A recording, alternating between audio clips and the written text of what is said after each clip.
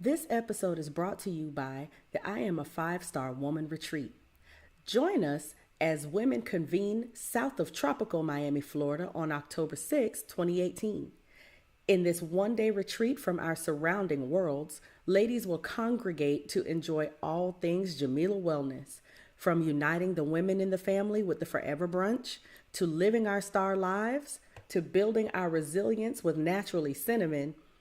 The attendees of these retreats will leave with tools to immediately apply to their lives.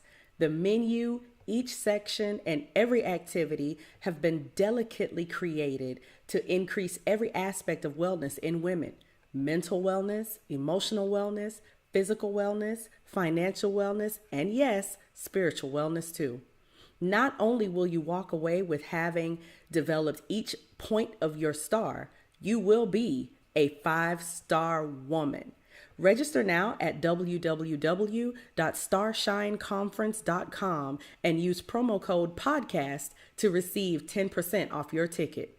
Can't make it and want a live stream? There's an option for you too. www.starshineconference.com. Good morning, good afternoon, good evening, good night, whatever time of the day it is that you're tuning in. Welcome to another episode of the Resilience Rising podcast with me, Naturally Cinnamon. I am a therapist, life coach, resilience cultivator, and the founder and CEO of Jamila Wellness LLC, where women go to be well and live beautifully. You can find us at resiliencerisingpodcast.com. You can also send in your questions, topics, comments, and feedback at resiliencerisingpodcast@gmail.com. Like this, love this, share it, rate it, comment, but most important, make sure that you're subscribed and following. Here's another episode. Hope you enjoy. So let's go ahead and get into this episode, because this week's episode may run a little lengthy, but that's because there's so much good information in the episode, in the topic for today. So let's just jump into the wins, L's, and I don't knows.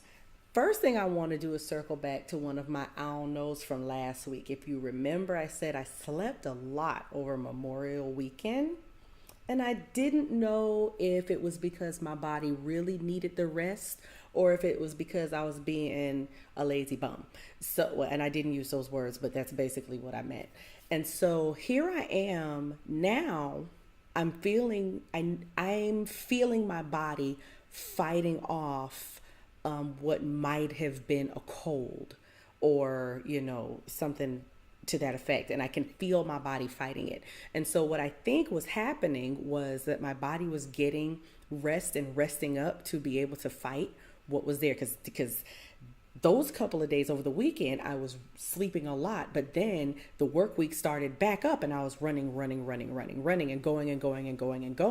And now I'm starting to feel a little groggy and like, ugh. So I think that I'm going to circle back to that. I don't know what was going on with my body, and what was happening was I needed the rest to fight off whatever it was that my system was trying to catch. So kudos to you, body, for doing something when my brain didn't even know what was going on, so kudos to you. Thanks, body. Appreciate it.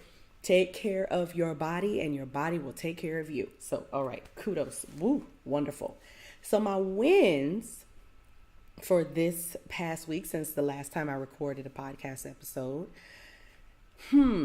I had my evaluation.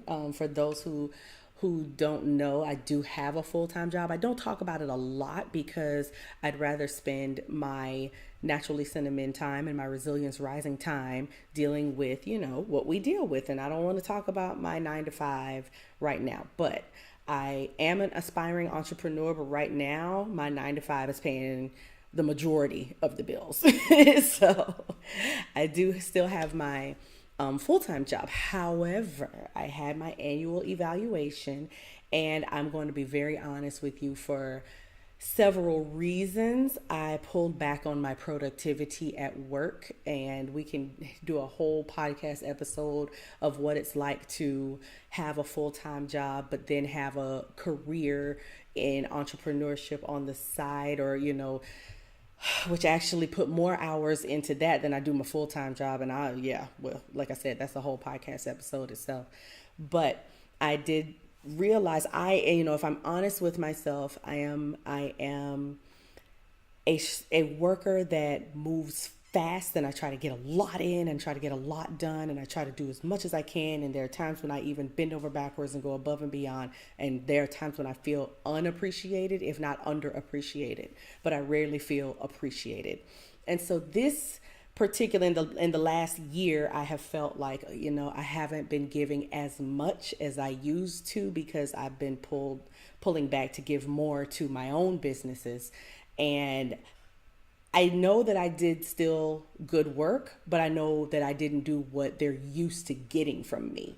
So I was not nervous, but I was a little kind of curious about how that meeting was going to go. So I go into this meeting with my supervisors that are like two and three levels higher than me, and they're giving me this meeting, and they actually rated me higher than I anticipated, higher than I would have given myself, because they were like, one of the assignments we gave you was super hard and no one else on the team would even accept it. And you accepted it and carried it out as best as you could while doing all of these other duties and responsibilities, and some things that weren't even your duties and responsibilities. So we're still going to give you such and such rating. And I was like, what?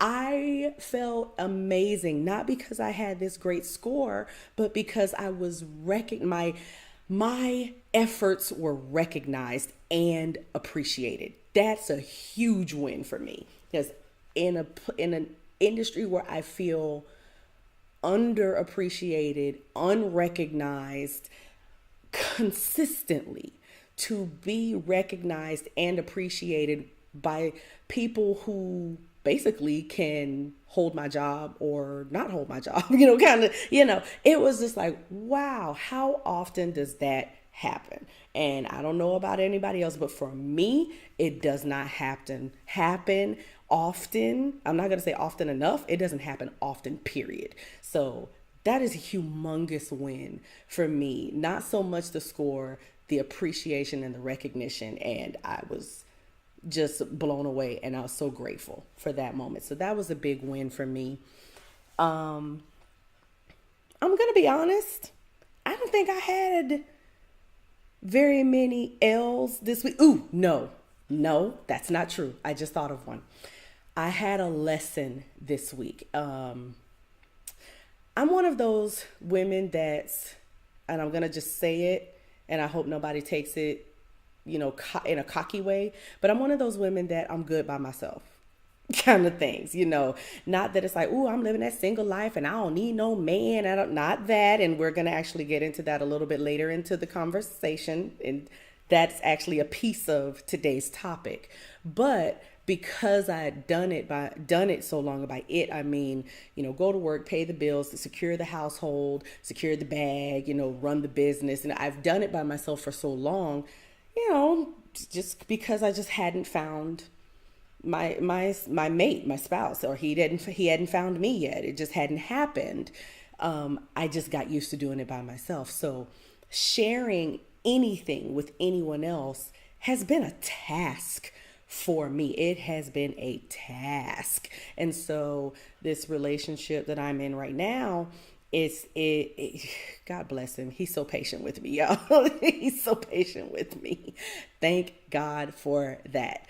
But it's been a task for me to open up. And one thing that I learned, a lesson that I learned, and it kind of just snuck up and bit me like, wow, is that I can look at myself through his eyes, and I love what I see. I hope that makes sense for anybody. I'm gonna say it again. I can look at myself through his eyes and love what I see. So not only does that mean that I know I can see how he sees me, but that I love what I see. So not only does he love me, but I can even love me, like knowing my stuff, my isms and schisms, my attitudes, my shutdown moments, and my good parts too. I mean, I got some good times too, but he just loves all of it. And it's like, wow, I did not know how to step outside of me doing all my stuff because I'm good in this by myself, to be able to step outside of that and see it through his eyes.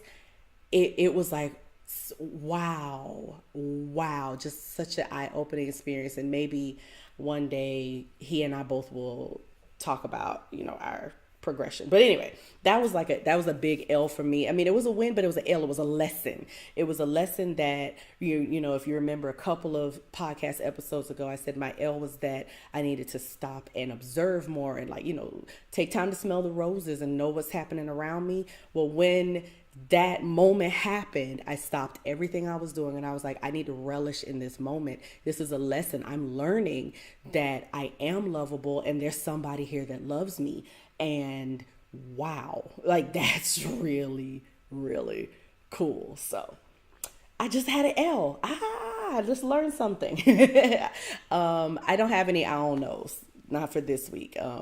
This week I've kind of been, head down in the game, checking off my to-do list like it ain't nobody's business. I haven't really had anything happen that I didn't know what that was. I haven't. But if you have, I would love to know what it is, what your wins are, what your L's are, what your I don't knows are, I would love to know what they are. Send them in to resiliencerisingpodcast@gmail.com. Shoot me a DM on Instagram at Resilience Rising Podcast. That's actually where I got a lot of my feedback. So go ahead and find me there. And now we're going to slide into some red table talking. Hashtag put it all on the table. On the red table. On the red table. We about to red table that. So at the time I'm recording this, I have not seen the most recent episode of Red Table Talk. It hasn't aired yet at the time that this is being recorded. However, I did see that they posted an update for those of you who have been watching on one of the previous episodes. I want to say it was the second one about body confessions, that Willow pointed out that she had not been shaving under her arms and hadn't been removing that hair. She jokingly called it chia pet. And her grandmother, Adrienne, was just completely mortified about the thought of having hair under your arm. And so the snippet was an update that they recently posted, was an update to that conversation where Willow has decided that she will shave the hair under her armpits. And the reason she gave is because it's summertime and it's hot.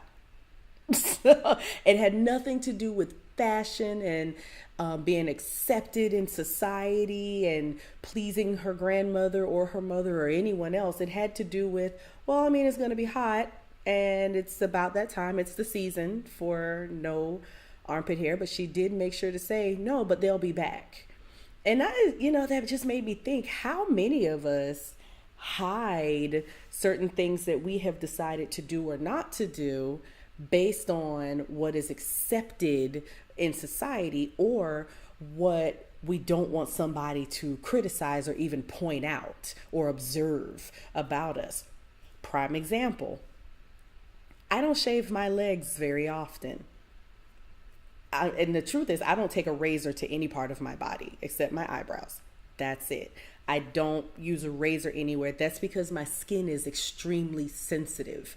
And I almost break out. Doesn't matter the razor. Don't start inboxing and emailing me about, well, you need to try this. You need to use this product. Or you need to buy this. It is what it is. I'm good. I use a lotion, a hair removal lotion, cream type thing. And I'm not going to tell you the brand because they have not sponsored this episode. And so I use hair removal cream under my arms and on my legs. The thing is, I'll do it under my arm frequently, but I don't shave my legs that much. I don't remove the hair from my legs that much. And I will still walk around in my pencil skirts like it ain't nobody's business. But that's because the hair on my leg, after years of waxing, I used to wax very, very often. And after years of waxing, the hair on my legs has become very fine. And the growth has slowed over time. So I don't need it. I don't look like it's a bush on my leg, but at the same time, if you see some sprouts, I'm like, hey, it is what it is. I don't really care that much. And I still wear my pencil skirts, and I'll still wear my pants, but I'll still wear my skirts too, and my capris, and it is what it is, and I don't mind. I have dreads. If you've seen any pictures of me or even watch me on YouTube or Facebook, you know that I have dreads. Well, you know that they're not always perfectly twisted every time. And my loctician just about chokes me. Sometimes when she looks at some of the episodes, she's like, girl, if you don't come get in my chair and stop with your hair looking like that. I don't get all made up for my videos. For those of you who are tuning into this episode on YouTube or on Facebook right now, there's not even a video. It's just audio, because I'm in my PJs and I don't feel like changing clothes. So that's just the truth about that. But how often are there things that we hide? Like right now, I'm not letting you see me because I don't have the appearance of what would make me even comfortable with being on camera. So how many times do we not feel free enough to show ourselves for, this is what's going on with me, and this is who I am, and this is what it is, and whether you like it or not, it's not going to change it, because we don't want to hear it from anyone else. How often do we do that? Do you do that? I do that. There are certain times where, depending on what I'm wearing, I'm not going to put on Spanx because it looks fine, but then there are certain articles of clothing where I am all girdled up, because I don't want anyone to see that extra roll that I just don't want you to see, because I just don't want you to point it out. It's there. I know it's there. I'm sure you know it's there. Spanx don't make it disappear, but I just don't want you to point it out. Let's not observe this. Let's just act like it's not there for right now. Let's pretend that's not going on right now, simply because it's not what is considered a societal norm. And of course, that's objective or subjective. That's subjective to how you were raised, where you are at the moment, what the trends are right now, et cetera, as to what's accepted versus what's not accepted, what's observed and what's criticized versus what's not observed or criticized. That's all subjective, and it's different in our families. For example, I could go to my family, function, and somebody could eat 4 plates of food and nobody would say a word about it, because, whatever, it's what we do. If it's a barbecue and somebody goes and gets some ribs, and then they go back and get some chicken this time, and then they go back to get a different meat the next time, hey, it's not that huge of a deal. That's why we got together. That's what we're here for at this here cookout. However, if we go to another setting and you have 1 plate of food, you better not have another, because that is not acceptable. And that's what I mean when I say it's subjective. The norms are subjective, but whatever the norms are in your society, in your culture, in your upbringing, in your family, and in your circle, what do you hide that you don't want someone else to observe because it's not necessarily acceptable, or it goes slightly against the grain as it pertains to the norm? That gave me something to think about. So what do you do? Or, send it to me anonymously if you want. But what do you do that you don't want someone else to observe? Or what do you not do because you want them not to observe it? It's just something to think about. Willow knows, and she knew that having armpit hair wasn't exactly an accepted societal norm based on her current surroundings, as far as her family, some of the women's in her family. But she has women in her family. Her mother and her grandmother were not downing her about it. They just voiced that. They were like, "Ooh, I wish you like, wow, okay, it is your decision, it's your body, but okay, I don't know if I'd do that." Do you have that kind of is something going on? Like, is there something you want to do with your hair? I always wanted to have a mohawk, but where I worked at the time, I'm not there anymore. Where I worked at the time that I wanted the mohawk, absolutely not. Absolutely. I wanted a mohawk, and I wanted like super platinum blonde hair mohawk. I wanted a mohawk so bad I could see myself with it. But no, not no. Don't do that. That was completely out of the question. So what do you have going on? What's your underarm hair? For this week's conversation, I had to call in a friend of mine. Her name is Cindy Kelly, and let me tell you a little bit about her. As the Director of Budget and Legislative Affairs for the City of Ocala, Cindy had the privilege of sitting on the union negotiations team for 3 city unions and the city's investment committee. She's worked in finance for over 20 years, working with AmSouth Bank, which is now Regions, Bank of America, and the Sumter County Board of County Commissioners. She served as an investment advisor for Morgan Stanley. Ooh. And over the years, she's managed grants, contract administration, centralized purchasing, accounting, financial reporting, payroll, accounts payable, revenue collection, performance measurement, debt management, pensions, and investments. Additionally, Cindy has been responsible for personnel management, union negotiations, development, and oversight. She's seen her share of challenges with leadership, communication, strategic planning, and collaboration among diverse teams.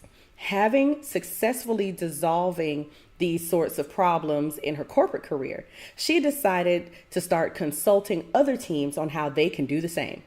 Clients call Cindy when they need someone who can look at things objectively and give pointed direction that affects the bottom line. Let's work together so I can do the same for you. That's what Cindy Kelly says. So Cindy Rodriguez Kelly is someone who has such a broad scope on thinking and can get down into some really deep issues as it pertains to finance, both corporate, personal, and familial. So I called her in because I wanted to have this conversation with her about empowering women, because she does this for women in their lives, but also not disempowering the men in our lives at the same time. She and I have had so many conversations over the years about this sort of thing. So when I wanted to bring this up as we gear up for Father's Day and thinking about the men in our lives, the fathers and father figures, I couldn't think of anyone else better to call in to co-host this segment with me. So, hey, everybody, I have with me, and I'm so excited, that's why I'm jumping right into it. I have with me somebody that I met via fabulous Facebook, I don't know, maybe about 3 years ago or something like that. Mm-hmm. Her name is Cindy Kelly, and I love that we have the same initials. And my name being Cinnamon, when people would get a little too confused, I would lie and say my name was Cindy. So I was like, oh, my spirit sister.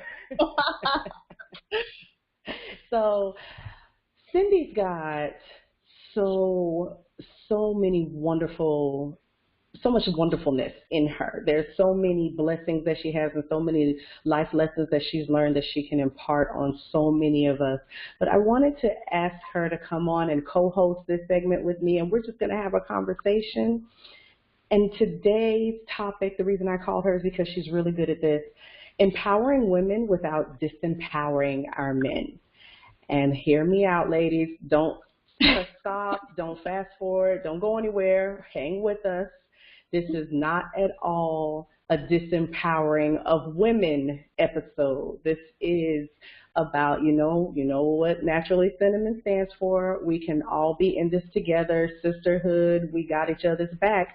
But at the same time, some of us seem to get confused with that means that if we love one, then we hate another, or if we're for something, then we're against something else. And so we want to just have that open conversation about empowering ourselves, but not disempowering our men in the process. I'm going to open up the podcast episode with asking Cindy, where'd you get to this level of helping our ladies understand about self-empowerment but not disempowering others? Well, really it was along my own path, journey, and discovery. In my goal to what I have coined reclaim my feminine independence, I wanted to ensure that that didn't mean that I was stepping on a man on the way. Because as women, that's been our complaint, the glass ceiling. Men out-earn women for the same jobs. It seems like chivalry is dead, if you will. There's not courting or romance. And we have all of these things that as women we were kind of railing against. And oftentimes for good reason. I'm not saying a sister hasn't been mistreated, because this is the truth sometimes. And of late, you know, the Me Too movement, and I think it's very important to shed light on all of these subjects, but at the same time, you know, the whole eye for an eye thing makes the whole world blind is what I started to see as it relates to the feminine movement. So to be a feminist all of a sudden meant I didn't need a man. I could out-earn him. I could fix my own trash disposal. I could buy my own car. I could finance my own life.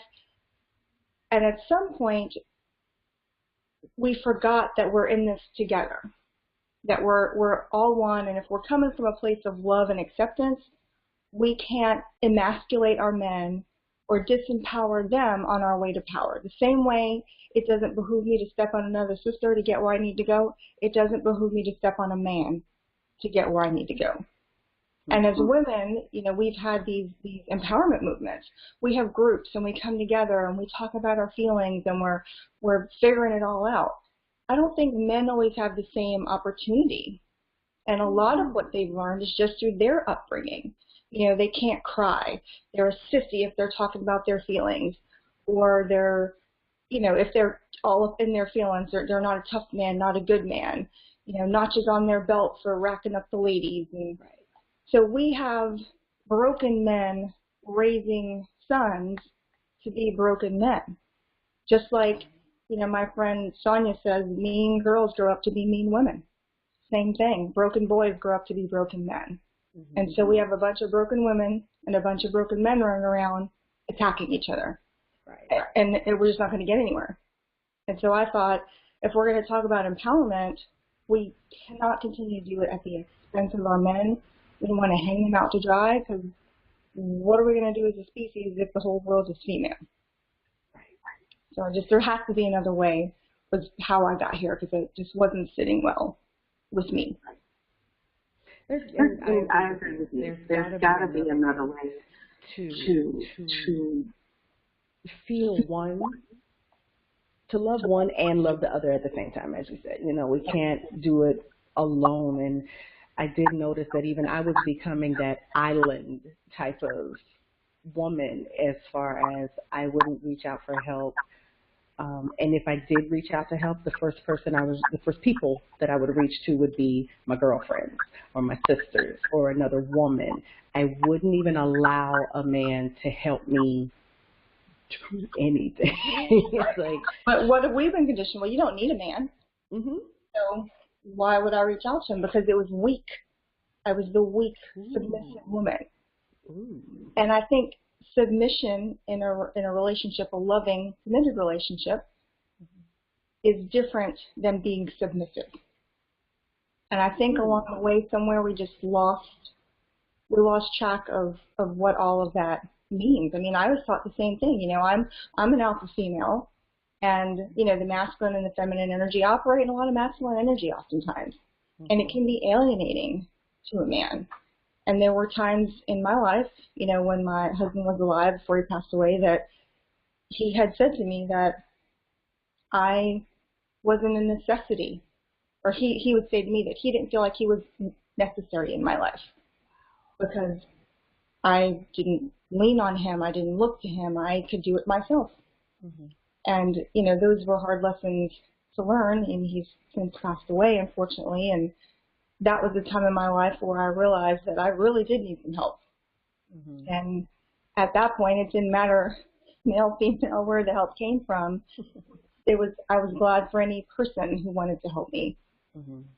And I've had the chance to reflect back over my 18-year marriage and see all the times that me trying to be that strong, independent woman, could have pushed my husband away.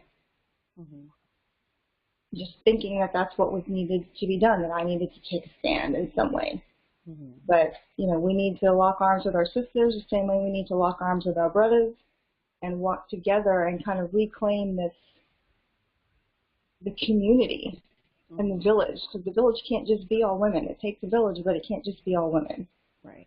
If that's the case, I don't have any sons personally, but I do have 6 nephews. What are we teaching our men? Right. If I'm jumping around talking about, well, we no man. What are our young boys hearing from our women as well as our men? Right. And I'm a inside my soul, I got a little Tupac, so I gotta give shout to my Tupac, because we're gonna raise the babies that hate the ladies, right. And we can't do that. The same way we can't raise some babies who will hate the men. Right. We've been trumping that feminism card on the table hard. Mm-hmm. So there's just, we have to be able to come together and have those open, honest communications and know that we're all like feeling human beings who feel pain and want to do the right thing, and we can't just blanket label all men as bad or wrong or mm-hmm. treating us some kind of way, just like all women aren't wonderful. Wow. It's funny because while you were talking, I was just thinking to myself, I'm like, where did that come from for me? Because it came from somewhere. Mm-hmm. And the first lesson came from actually my grandmother, who, we're going back a couple generations. In her day, the man was the breadwinner. And if he did not work, the entire household was, incredibly impoverished. And, how are we going to eat? So you became completely reliant on this one human person, this one person. Yeah. And she did not want that for her daughters and her granddaughters. So she drilled into us, make sure you get your education so you don't have to rely on a man. That she drilled it. And of course, I took it to mean one thing, not understanding in my youth and ignorance that she meant it doesn't mean that you live a life of solidarity. It just means that in the event that something horrible were to happen, you could sustain the household along with him. Like, let's say he had an accident at work and he's off for, he's got to stop working now. The household is not, desolate. I didn't understand that. I took that to mean I've got to hold all the power and I've got to know how to, I can't depend on a man for anything. And it was fortified by my father and probably his fear of any young man coming along and taking advantage of his daughter. And he taught me, don't trust a man. If a man offers you something or offers to do something for you, it's because he wants something and they only want that one thing. He only wants one thing, yeah. So that just fortified it for me, and I grew up with this, no, I got to do it myself. No, thank you. No, I don't need you to check in my car. I can hire someone. I can pay someone. I don't need you to. Listen, you like snatched the words right out of my mouth. Those are my words. Well, I can hire somebody to do that for me. I'm good. You know what? I went to school. I got the master's degree. I own a business. I've done all the things. I can hire somebody. I got this. Exactly. But we didn't get there overnight. Like that wall, and that's what I call it, my wall. Mm-hmm. It was built brick by brick. My mom taught me the same thing. And I'm famous for saying, when I teach my financial independence classes, ladies, a man is not a financial plan, which I still hold to be true. But at the same time, that doesn't mean that I can't rely upon a man, and we can't do it together. Right. And I know when I first started teaching, women how to take control of their finances and have that good relationship with their money, I didn't see it that way. When I said a man is not a financial plan, I meant, girl, you go get your coins, whether or not dude gets his coins. Like, you can't be worried about that. You need to out-earn them. You need to outwork them. You need to out-hustle them. You need to all of this.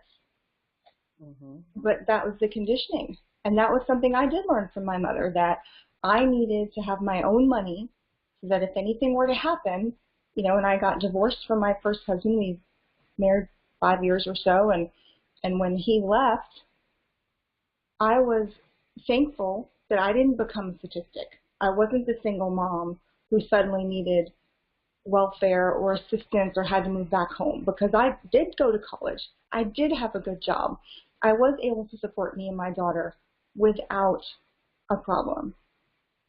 But I took those lessons hard at the time. Like, it hardened me a little bit. Like, okay, see what I did? I relied on this man, and look what happened. But I delved more into that, I got this. And I know I started to teach my daughters the same thing. You don't need them. You got it. Screw them.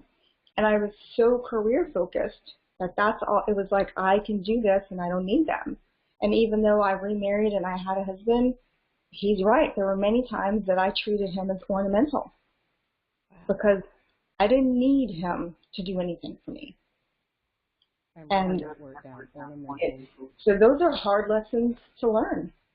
They really are. Of course, and, I'm learning my own lessons now as I grieve his loss. But it all came together for me, unfortunately, too little, too late, that it can't be at the expense of our men. Like, we can't be hard charging as women, downtrodden. And we say it all the time in our women's movement. We don't want to be stepping on another sister as you go. You want to shine your light so that other people can see you. Well, I don't want to shine my light and blind the men and only lead the women. Like, if a rising tide lifts all ships, what do I care if the captain of that ship is male or female or otherwise? I do not want to exclude any of our LGBTQ community. What does it matter what the orientation of that ship captain is? And so we're either all pro-women, like you said, we're pro-this, anti-that. I don't want to be anti-anything. I want to be pro-human race. Let's go, everybody. We all make it together. So my message now as I teach women is, it doesn't have to be at the expense of men. I'm all about, at this time in my life, I want to be a power couple. I don't need to be the single boss babe, the feminine warrior goddess doing it all by myself. I want my king with me. That I'm doing my thing, he's doing his thing. We are not two halves coming together trying to make a whole. We are two wholes coming together to build an empire. And raise a family, all based in love and affection and appreciation for what each other brings to the table. So I've just had a personal shift through my personal struggles and things that have happened in my life and my marriage and the death of my husband. It's just changed the way I see the feminine independence and what that really means to be an empowered woman. So what would you say to our ladies who are listening or watching, who, based on our current conversation up to now, have realized, oh crap, that's me. I'm doing that. And listen, ladies, if you didn't realize it, we all have our eye-opening and aha and come to Jesus moments. We have them. Absolutely. I wrote down the word ornamental because I'm in a relationship now, and I'm like, oh my God, I think I do that.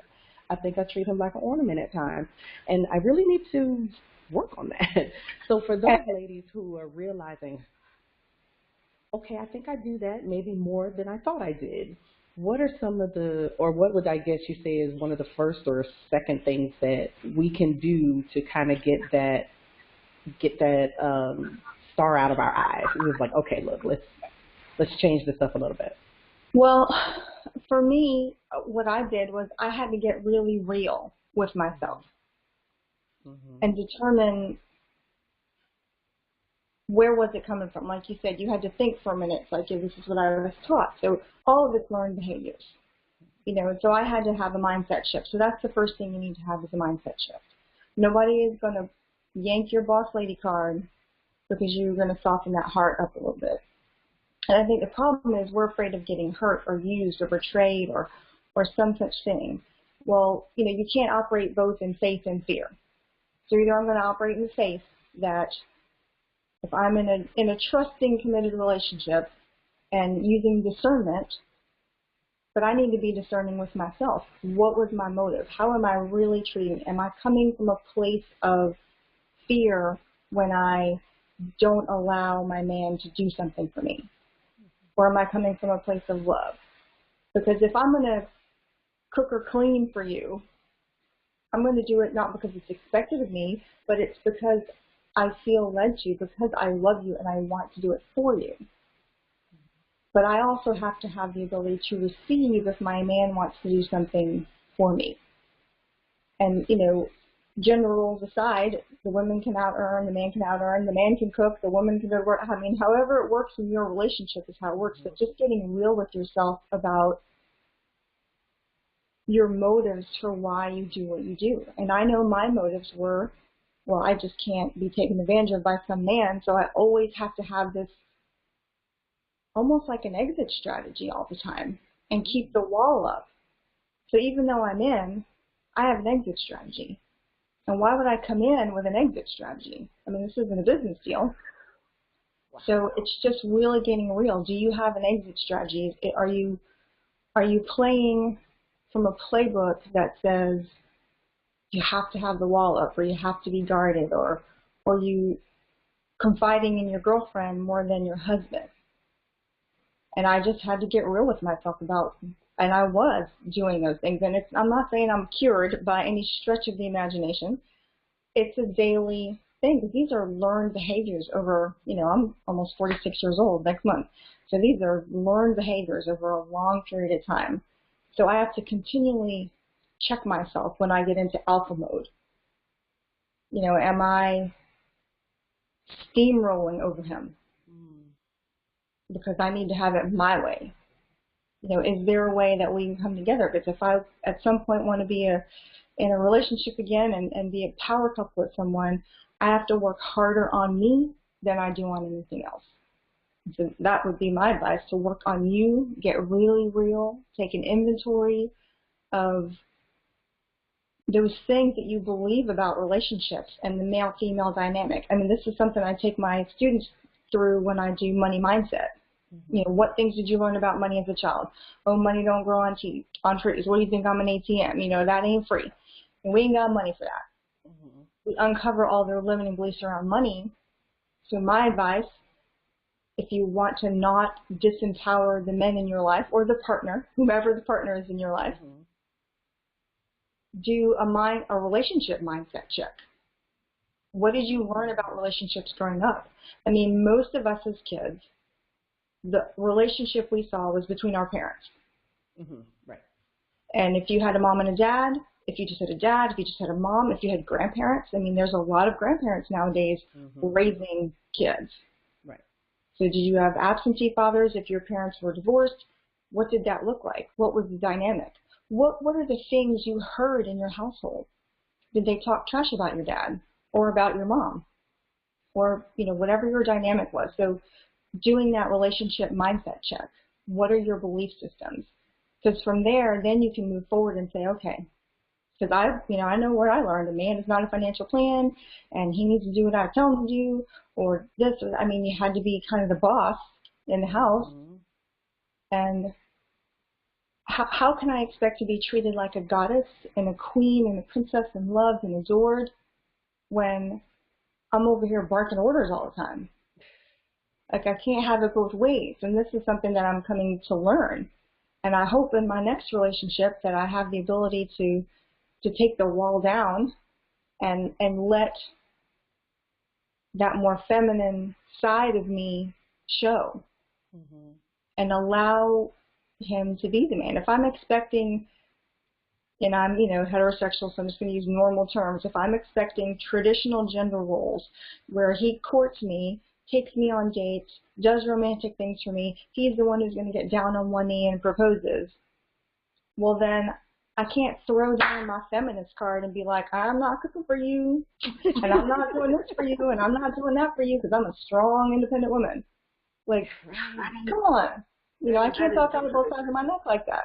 Exactly. So for me, my number one tip would be to write down physically all the things that you think and feel about relationships, what you heard, what you learned. It's just the same exercise I go through with when I try to change money habits. Because you got to know where you're starting from so you can, break down those barriers and get there. That would be my recommendation. Wow, to just get real with yourself. And I love the fact that you said, the wall got built brick by brick, so it's not going to just, Right, it's not going to come tumbling down. down. It's just going to come down tumbling, like, there it is, the wall's gone. No, some of us like to hold on to those walls. Well, that's our comfort zone. It's a protection. It has served us well all this time. It got us here. Mm-hmm. And so you can bless it and release it, but you might need to bless it and release it in pieces, and there'll be another layer.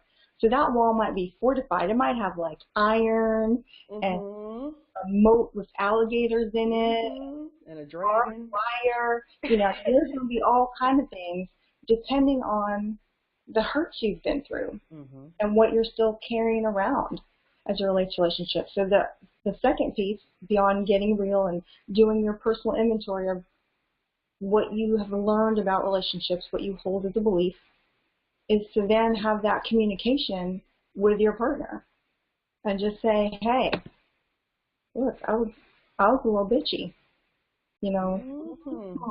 sorry. Like, as an independent woman, I've worn that bitch title like a crown. Somebody called me a bitch, and I'm like, thank you for noticing. Yeah, okay, so it's not just me. Okay. No, thank you for noticing. I have worked hard and long, and I appreciate you noticing. So if I don't want to be treated like one, I can act like one. Having that conversation. And if you're not in a relationship, even better, because then you can take this time to really take those pieces down, peel back those layers, start by maybe removing the cloaking device. Because your fortress of solitude is so secret that it's like got a cloaking device around it, and then the poor man can't even find it. Yeah. So maybe you need to make it visible and then be real. Like, one of my favorite authors is Brene Brown. I don't know if you've read anything by her, but she talks a lot about vulnerability. Yeah. And you can't really be authentic unless you're vulnerable. And I know for me, that's what I lack vulnerability, and I still do from time to time, because being seen and exposed, that's scary stuff. But if you ever want to truly connect with someone on a soul level, I have to let them see me. And so, flaws and all. So, once you've done that inventory, then if you have a partner, be real with them. Be straight. Tell them right out, like, these are the things I believed about relationships, man-woman dynamic. And so this is what I've brought into the relationship, and I know this is why I behave this way. And we'll hope, I'm sorry, please forgive me. Can we move forward, and these are the things I want to do different. We got to communicate. Wow. So 2 very hard things to do.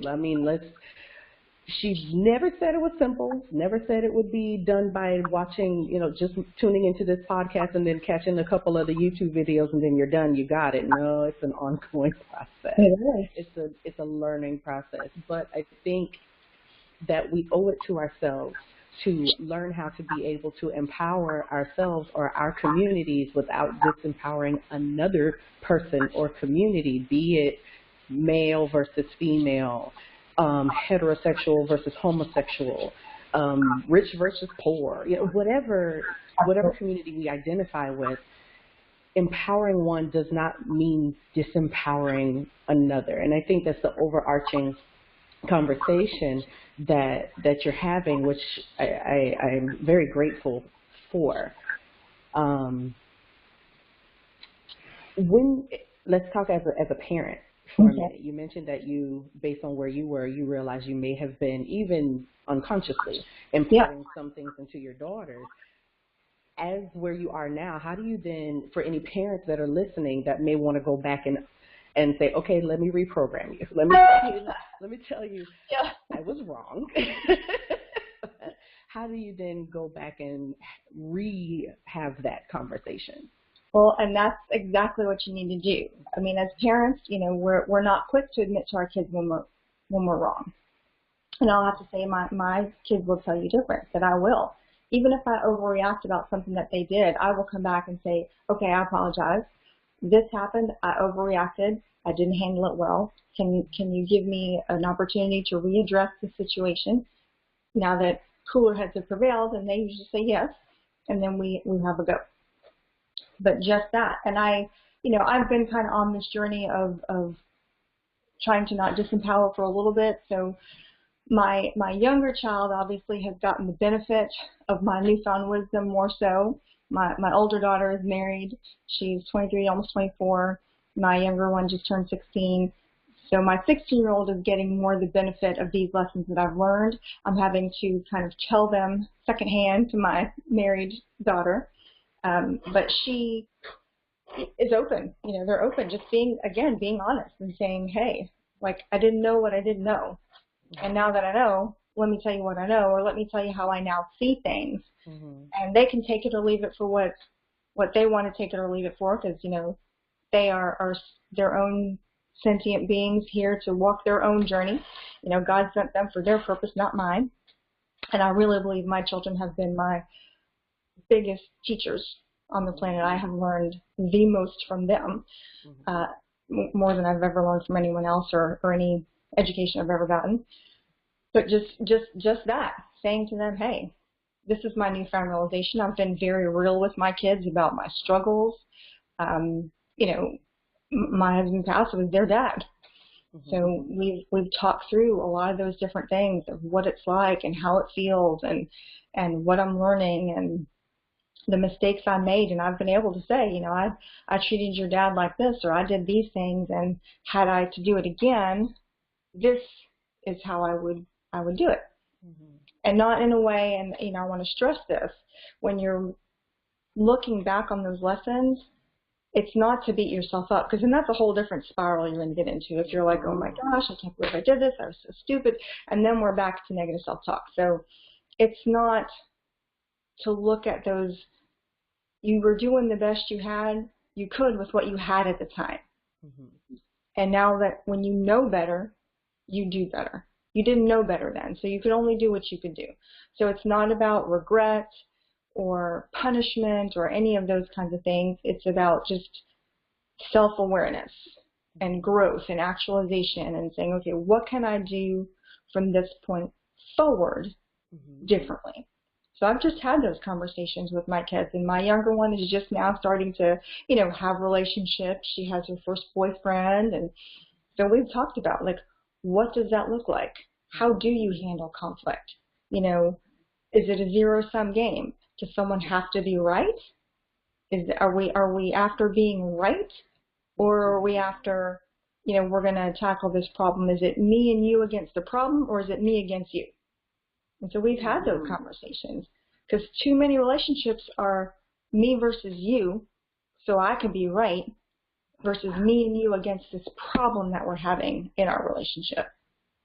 And so those are the lessons I'm just trying to impart on my kids now, how to work through those things, how to fight clean. And that's one thing I can say with my husband. We did fight clean. Nobody cussed at each other or called each other names. We were good about that, but not all relationships have that in common. And to me, that's one thing I want to impart upon my kids, to never attack their partner's person. So if he did something stupid, he is not stupid. That's a very different statement if you say, you're so stupid, versus what you did was really stupid. Because I love you and who you are, and I'm upset about this thing that you did, this thing that happened. Yeah. So that's kind of one of the things I'm trying to show them, so that they don't attack the person, because those are hard to take back later when you've attacked the person, because then they become defensive and you're not getting anywhere. So just teaching them how to have productive disagreements. And again, it all falls back to communication. Your ability to communicate your thoughts, your feelings in such a way that you're not attacking the other person, that you're not saying, you make me feel, because nobody makes you feel anything you don't choose to feel. So not using the words you or words like always or never. Because immediately someone will say, well, I don't never do that. I don't always do that. Defensive posture. So helping them understand that, say, when this happens, when XYZ thing happens, I feel an ABC way. Not you make me feel like this when you do this. Totally different conversation. What's funny is that when we do that in our conversation, we are immediately disempowering the person that we're talking to. Immediately, on the spot, we are disempowering them. And so if they then go and shrink because we have disempowered them, when we do go to look for them to be this giant in our lives, we shrunk them. So it goes right back into, I want to feel empowered in this moment, and if I'm right, then I'm empowered. But that makes the other person wrong, which disempowers them. And now we've got this chain going. We've got this cycle that we've created that is just going to continue to go and grow. Yes, I think it's like inventory of that. You know, if you continue to bust somebody down every time you have a disagreement with them, they start remembering that.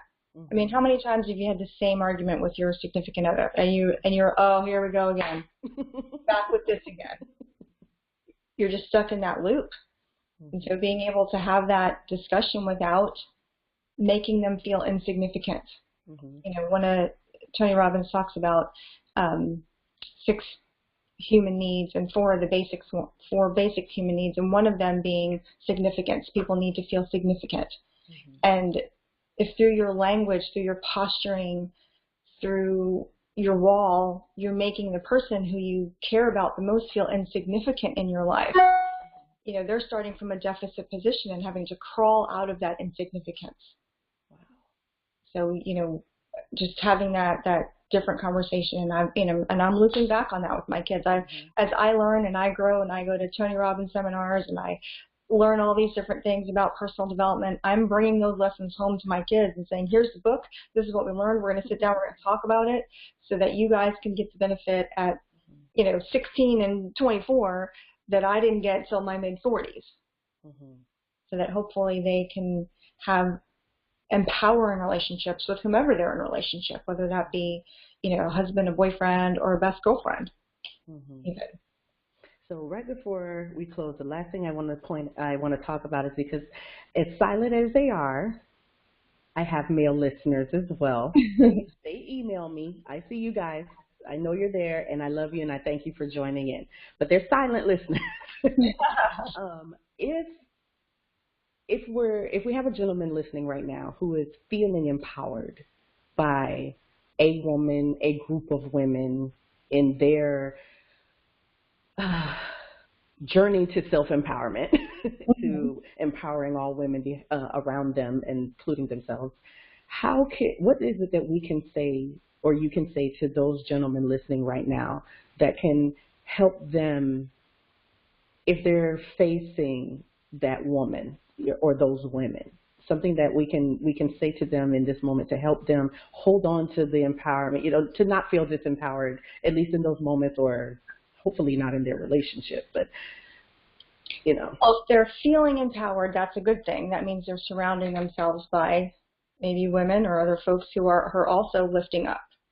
I would just say that to communicate, say, I hear you, I see you, you matter, and I want to continue this conversation, but more importantly, to reach out to other men and help them be empowered and understand that it's okay to be in touch with your feelings. Actually, it's of critical importance to express your feelings instead of bottling them up, and finding that safe space and just saying, you know, hey, I want to be a better man.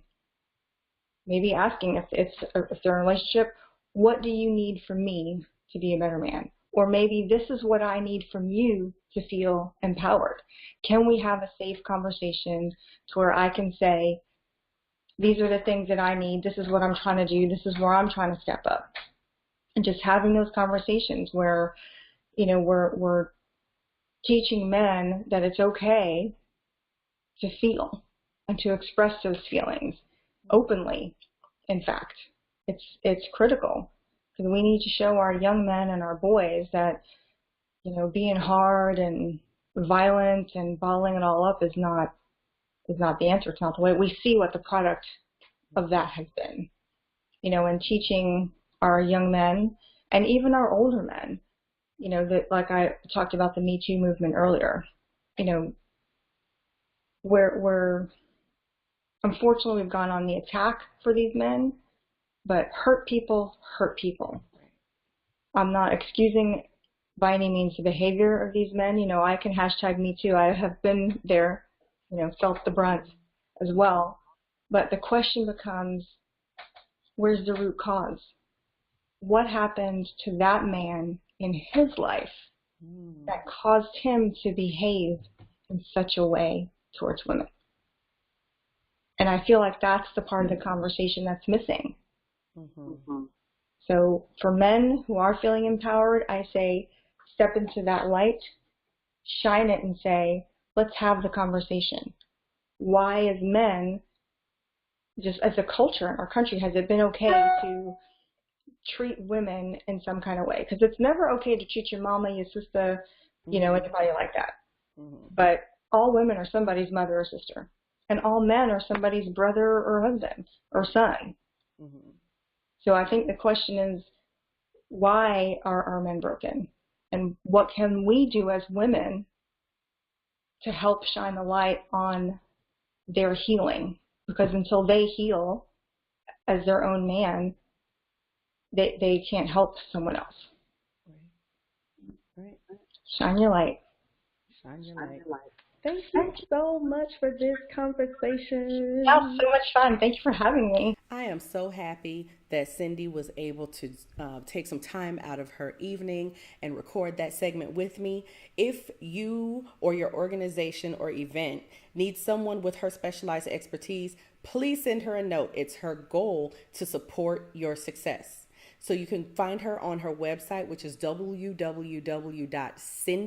CINDY, Kelly, KELLEY.com. That's CindyRKelly.com. And I will have that in the show notes as well. Thanks for tuning in to Resilience Rising with Naturally Cinnamon. Life has a way of tossing unexpected trials and circumstances our way. We can't stop them, but we can better handle them by raising our resilience. Remember, you can find us at ResilienceRisingPodcast.com, on Instagram at Resilience Rising Podcast, and you can also send in a question or topic for this podcast by emailing us at ResilienceRisingPodcast@gmail.com. Be sure to like this podcast, love it, share it, rate it, and comment, but most important, make sure that you've subscribed and that you're following. I'm Naturally Cinnamon. Good morning, good afternoon, good evening, good night. Creative Director Jeremy Key for J Key Collective. Music by AJ Miles.